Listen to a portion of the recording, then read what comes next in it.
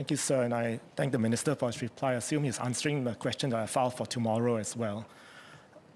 Sir, given that Singapore is such an attractive destination for marquee events, why is there even a need to give taxpayer-funded grants to attract them?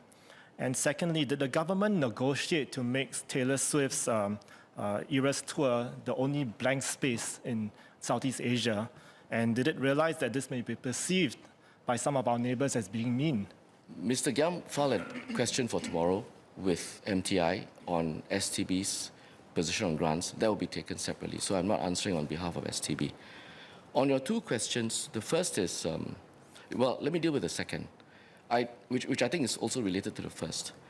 The real question is this: you have to make your calculations and work out what's in Singapore and Singaporeans' best interest. If you don't have a certain economy of scale to play in Singapore over X number of nights for a period of time, you won't be able to reap the economies of scale. Then there's going to be a very different balance to the considerations. The concert might take place in Singapore, but for fewer nights, far fewer nights. Or it might not even take place at all in Singapore. So we've got to look at the overall calculation and decide, for a particular event, what is the resonance with Singaporeans? What international, regional draw might it have? And we make this calculation overall. And it is not in every case that we decide that we need to make a grant or we need to negotiate in a particular way. And every event, whether it's lifestyle, sporting, arts, culture, music, has a different consideration. And we are motivated by different outcomes that we want to achieve. And so whether we shape it in one way, give a grant in another way, or organize our framework to host the event in a particular way, all that is shaped by the outcomes that we want to achieve.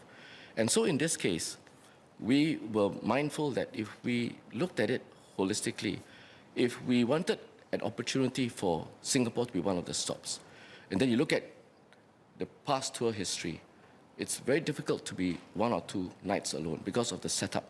So we had to look at that as quite a material consideration for discussing with the Taylor Swift team on how long and for what duration to host it in Singapore.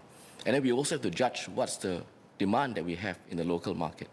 So these, I hope, explains to Mr. Giam some of the suite of considerations that we have in deciding how to approach this, which events to put a grant out to, and on what terms, and how to structure it, and also taking into account the overall demand and objectives in Singapore. Thank you, sir.